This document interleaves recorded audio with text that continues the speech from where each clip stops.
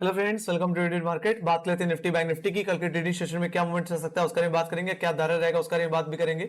सो अगर मैं शुरुआत करूं पहले निफ्टी से, तो निफ्टी में एग्जैक्टली आज के दिन एक गैप डाउन देखने को मिला और वो गैप भी सेटल आउट ही हुआ। और जो गैप डाउन देखने को मिला, जहां से अपसाइड देखने को मिली, वो एग्जैक्टली हमारा 200 EMA था। उन लेवल्स को हमने रिगेन किया और हम कहीं ना कहीं 17,000 के लेवल्स तक जाते हुए दिखे।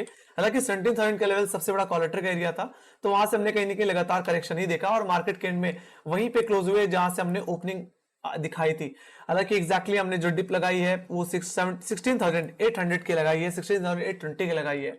अब यही लेवल मेरी सेकंड बेस की तरह काम करेगा। अगर मैं पहले दायरे की बात कर लूं तो कल के दिन दायरा बड़ा रहने वाला है गाइस। हालांकि निफ्टी जिस तरह से 17,000 के नीचे क्लोज हुआ, जिस तरह से 200 EMA के नीचे क्लोज हुआ, यहां से और डाउनसाइड देखने को मिलनी चाहिए थी। बट कहीं यूएस मार्केट में जो रिकवरी देखने को मिली उसने बाजार को अपसाइड की तरफ कहीं शिफ्ट किया है और उस बेसिस पे निफ्टी का जो दायरा है वो अब कहेंगे कल के हिसाब से थोड़ा सा बड़ा हो गया है। अब जो दायरा बन के आ रहा है गाइस, वो 17,100 से लेकर के 16,900 का हो गया है गाइस। तो दायरा बड़ा है। बाकी अगर मैं फर्स्ट रेजिस्टेंस की बात करूं तो 17,100 का लेवल मेरे लिए फर्स्ट रेजिस्टेंस, और सेकंड रेजिस्टेंस की बात करूं तो सेकंड रेजिस्टेंस जो रहेगा वो 17,175 के लेवल्स पे रहेगा। वहीं पे अगर मैं डाउनसाइड की बात करूं तो कहीं ना कहीं 16,900 का लेवल आपके लिए फर्स्ट बेस की तरह, तो पे सेकंड बेस जो आपके रहने वाला है वो 16,820 का लेवल, जो कि एग्जैक्टली हमारे आज के लो है। बाकी अगर मैं हायर लेवल्स की अगर मैं बात करूं तो निफ्टी में बुलिशनेस तभी आएगी, निफ्टी तभी एक बुलिशनेस क्या, शॉर्ट कवरिंग, जब तक 17,500 रुपए के नीचे है, जब तक 20 डेमा के नीचे है, मुझे लगता है निफ्टी में कमजोरी है। फिलहाल हायर लेवल से बेचना ही चाहिए। ऑलराइट, सो अगर तेजी की बात कर लूं, ऐसे अगर अपसाइड की तरफ अगर मैं बात करूं, अगर और डिसाइसिवली तेजी की बात करूं, मैं शॉर्ट कवरिंग की बात करूं, तो जो हमारा 100 EMA आता है वो भी एक्जैक्टली 17,100 के लेवल्स पे ही आता है। तो मेरा ये मानना है अगर हम 100 EMA को अगर निकाल दें और 17,175 का लेवल जो कि एक्जैक्टली हमारा 27 सितंबर का हाई था और एक्जैक्टली 26 सितंबर का भी हाई था, वो अगर निकल जाता है तो हम अपने 50 EMA और 10 EMA जो कि 17,300 के लेवल्स पे आता है, उन लेवल्स की तरफ हम जाते हुए देख सकते हैं। एंड यस, डेफिनेटली इसके पीछे जो सेंस बनेगा अपसाइड में जाने का, वो गैप फिलिंग के सेंस में बनेगा। यहाँ पे 120 पॉइंट्स का कहने के एक गैप पेंडिंग पड़ा हुआ है। तो अगर 17,300 भी निकल गया तो 17,500 जो कि सबसे ज्यादा ओआई होल्ड करता है put side, sorry call side पे, तो ये भी सबसे बड़ा हर्डल रहने वाला है। यहाँ पे एग्जैक्टली आता है हमारा 20 EMA गाइस। तो हाई लेवल्स पे अच्छे खासे हर्डल ही हर्डल है। हालांकि जो फ्री अपसाइड देखने को मिल सकती है वो 17,100 17,175 के ऊपर ही देखने को मिल सकती है। बाकी बाजार में रिवर्सल आना है या बाजार में बुलिशनेस आनी है तो मुझे लगता है 17,500 के लेवल्स को काटना ही पड़ेगा, अपने 20 EMA के ऊपर निकलना ही पड़ेगा। ऑलराइट, बाकी वहीं पर बात करूं डाउनसाइड की, तो जैसे मैंने बताया कि मेरा 200 EMA और जो एक इमीडिएट पुट राइटर का एरिया 16,900, यही मेरे लिए फर्स्ट सपोर्ट की तरह काम करेगा। अगर ये लेवल अगर टूट जाता है, हम दोबारा 17,000 के नीचे स्लिप हो जाते हैं कल के दिन, जैसे कि मैं एक्सपेक्ट कर रहा हूँ, ये गैप अप देखने को मिल सकता है। जिस तरह से निफ्टी इस समय 17,000 के ऊपर ट्रेड कर रहा है, 17,080 के आसपास ट्रेड कर रहा है, उस बेसिस में गैप अप देखने को मिल सकता है। बट हाँ, अगर 17,000 का लेवल स्लिप हो जाए और हमारा जो 200 EMA अगर वो टूट जाए तो ये गिरावट मुझे ले जाएगी 16,650 एंड 16,400 के लेवल्स पे। 16,500 बोलूं तो ज्यादा बेटर होगा, यानी कि 16,800 16,900 रुपए के बाद जहां सबसे ज्यादा पुट राइटिंग देखने मिल रही है वो कहने के 16,500 के लेवल्स पे ही देखने मिल रही है। तो ये कमजोरी मुझे 16,500 के लेवल्स पे भी लेके जाती हुई दिख सकती है। हालांकि टेक्निकली ये लेवल्स मैंने कहां से निकाले, तो एक्जैक्टली 16,650 का लेवल एक्जैक्टली हमारे कहने की क्लोजिंग लेवल है, कहने की 28 जुलाई के, जहां पे एक्जैक्टली हमारा गैप अप था। तो गैप सेटल आउट होने करने के सेंस में 16,650 पहला पड़ाव रहेगा, पहला टारगेट रहेगा, और सेकंड टारगेट जो बन के आएगा वो कहने कि हमारा जो नेक्स्ट सपोर्ट जोन 16,500 वही बन के आएगा, जो कि एक्जैक्टली 27 जुलाई का स्विंग लो था। तो वो लेवल्स मुझे देखने को मिल सकते हैं if we slip below 16,800 levels guys, if we slip below 200 EMA। Okay, तो ये बात होगी निफ्टी की। Let's go to bank Nifty. Bank Nifty की अगर बात करूं तो बैंक निफ्टी में भी दायरा थोड़ा बड़ा होता हुआ दिख रहा है। जैसे मैंने कहा कि थोड़ा गैप अप एक्सपेक्टेड है, बट हाँ, अगर गैप अप होता है 38,500 38,370 के नीचे होता है तो मैं तो कहूंगा हायर लेवल से एक बार और मंदी करो। ऑलराइट, उस गैप को फिल करने के साथ में दोबारा कहने की गिरावट मुझे देखने को मिल सकती है। बाकी अगर मैं दायरे की बात करूं गाइस कल के लिए, तो 38,370 विल बी फर्स्ट रेजिस्टेंस, जो कि एक्जैक्टली मैंने रेफरेंस लिया है आज के हाई का, और 38,500 का लेवल जो कि एक पुट राइटर का एरिया, सॉरी एक कॉल राइटर का एरिया है, जो कि मेरे लिए एक रेजिस्टेंस की तरह काम करेगा इमीडिएट बेसिस पे। वही बात करूं डाउनसाइड की, तो कहीं ना कहीं 17,890 का लेवल मेरे लिए कहीं ना कहीं फर्स्ट सपोर्ट की तरह काम करेगा, जो कि आज के लोज है, और कहीं ना कहीं 37,640 का लेवल जो कि मेरे लिए सेकंड सपोर्ट की तरह काम करता हुआ दिखेगा, सेकंड बेस की तरह काम करता हुआ दिखेगा। हालांकि 37,640 का लेवल जहां पे हमने आज के दिन क्लोजिंग दी है वो एक्जैक्टली हमारा 100 डे है, उसी के ऊपर हमने क्लोजिंग दी है। सो कहीं ना कहीं मेरे लिए सेकंड बेस की तरह काम करेगा। बात लेते हैं तेजी या मंदी की, तो मेरा यही मानना है, अगर बैंक निफ्टी में तेजी आनी है तो वो तेजी कहीं कि 38,500 के ऊपर आनी है। तो अगर 38,500 का लेवल अगर कट जाता है तो हमारा आएगा 50 डे जो कि आता है 38,800 के लेवल्स पे, वो अगर कट गया तो 39,000 का लेवल जो कि सबसे बड़ा कहीं कि कॉलेटर का एरिया है 38,500 के बाद। तो अगर यहाँ पे 38,500 गया तो यहां से 300 से लेकर के 300 से लेकर के 500 पॉइंट की अपसाइड आपको देखने को मिल सकती है। हालांकि मेरे जो प्रोजेक्टेड टारगेट है 38,500 के बाद वो कहीं ना कहीं 39,000 के ही हैं अभी। इससे ऊपर जा पाना बैंक निफ्टी की बस की बात मुझे नहीं लग रही, क्योंकि ऑलरेडी एक गैप अप लगेगा और उसके बाद और अपसाइड लगा पाना थोड़ा मुश्किल है। बट यस डेफिनेटली 39,000 तक के लेवल्स मुझे देखने को मिल सकते हैं if we sustain below 38,500। Alright, बाकी मैं तो यही कहूंगा फर्स्ट टाइम में कोई भी रेजिस्टेंस ब्रीच नहीं करेगा तो हाई लेवल से दोबारा मंदी देखने को मिल सकती है। कहां तक देखने को मिल सकती है? 38,000 तक दोबारा वहां पे बॉटम आउट हो सकता है और दोबारा तेजी की ओर जाता हुआ दिख सकता है। बाकी मेरी एक्सपायरी का जो दायरा रह सकता है वो 38,500 से लेकर के 38,000 का ही रह सकता है गाइस। ऑलराइट, तो ये बात होगी इसकी। Let's go to down side.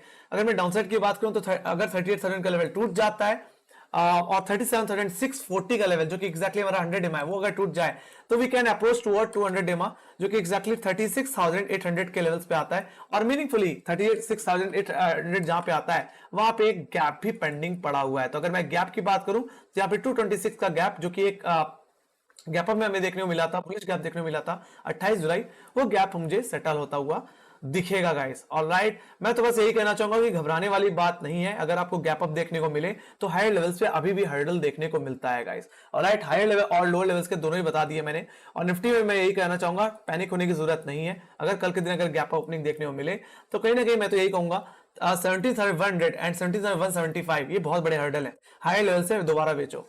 Alright, gap filling के सेंस में 17,000 तक, और 17,000 गया तो फिर से हम कहेंगे कि तो अपने 200 डेमा की तरफ जाते हुए दिख सकते हैं। अगर एक बड़ा गैप अप देखने को मिलता है 250 पॉइंट का, 200 पॉइंट का, तो मैं तो ये कहूंगा अपने पुट्स में क्वांटिटी ऐड करो और मंदी करके चलो दोबारा डाउन साइड की तरफ गैप फिलिंग के सेंस में। ऑलराइट, क्योंकि सीधी सी बात है गैप अप के बाद बाजार फर्स्ट टाइम में तो अटेम्प्ट नहीं निकाल पाएगा, मुश्किल ही है कि अपने रेजिस्टेंस को काट पाएगा गाइस।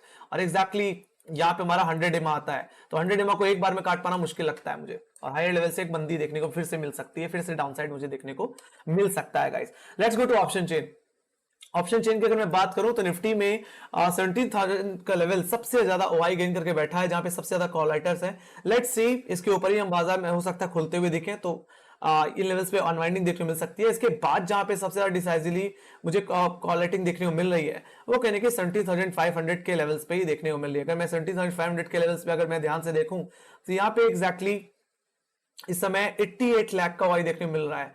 ऑलराइट, सो बाकी कहीं भी इतनी ज्यादा ओआई गेन मुझे देखने को नहीं मिल रहा है। लेट्स सी 70,000 के ऊपर अगर निकल जाते हैं 70,175 का मतलब 100 डेमा निकाल दें, then we can expect 70,300 17,500। Okay, बात करूं यहीं पे डाउनसाइड की तो 16,900 16,800 का लेवल और कहीं ना कहीं 16,900 का लेवल पे इमीडिएट की पुट राइटिंग मुझे देखने को मिलती है। उसके बाद जहां पुट राइटिंग देखने को मिली हो सीधे सीधे 16,500। तो आप इतना समझ जाओ कि 16,800 आपके लिए क्रूशियल लेवल है। अगर ये टूटा, अगर हम 200 डेमा के नीचे स्लिप हुए तो definitely will see 16,500 levels also. Yes, आज के दिन कहीं फ्रेश पुट राइटर्स भी कहीं 16,500 के लेवल्स में जगह बनाते हुए दिखे हैं। और सीधी सी बात है निफ्टी एक बार में तो वन शॉट में डाउनसाइड तो लगाएगा नहीं, तो कल के दिन जो गैप अप लग रहा है वो कहीं ना कहीं शॉर्ट कवरिंग के रूप में आप ले सकते हो और हाई लेवल से फिर मंदी कर सकते हो। बात करूं यहाँ पे बैंक निफ्टी की तो बैंक निफ्टी में जो दायरा बन के आ रहा है अभी वो जो पुटराइटर्स जो कॉलेटर्स जो बैठे हुए हैं वो 38,000 के लेवल से बैठे हुए हैं, जहां पे 22,80,000 का वाई है और कहीं ना कहीं 37,500 जहां पे आज के दिन फ्रेश पुटराइटिंग मुझे देखने मिली है, जहां पे 18,38,000 का वाई है।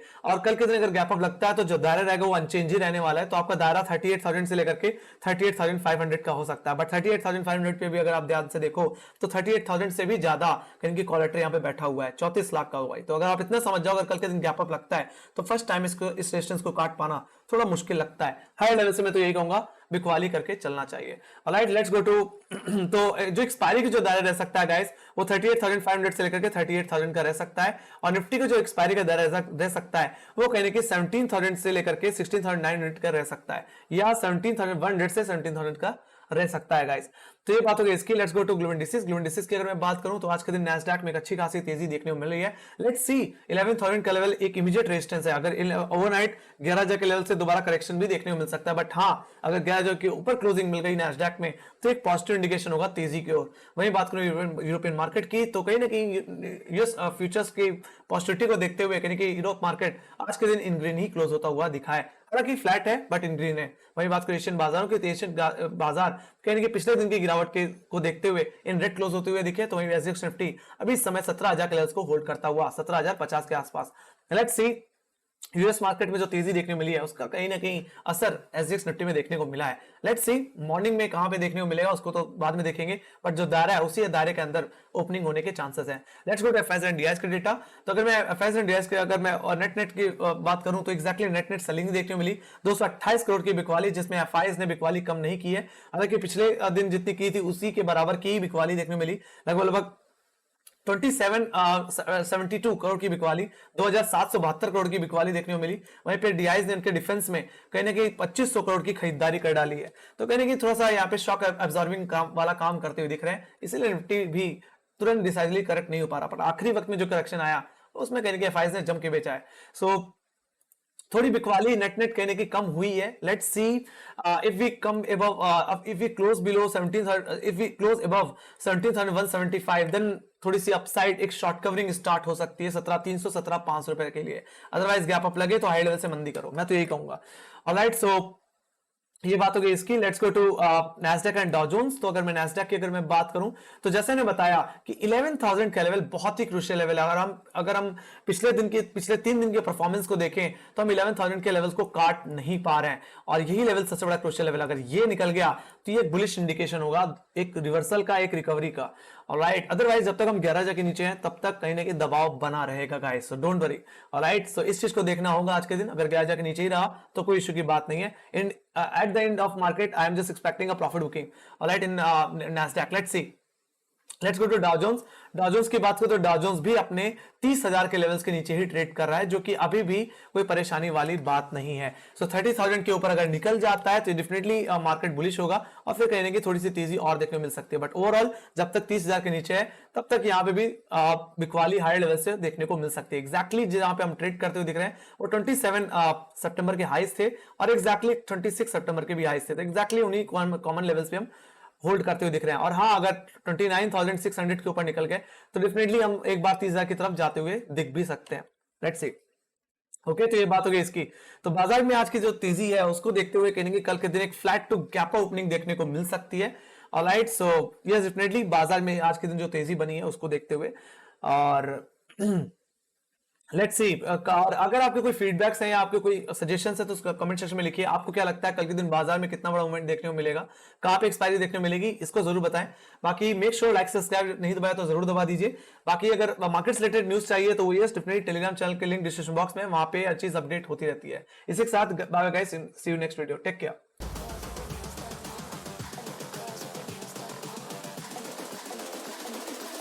I think the girls with their nails done now.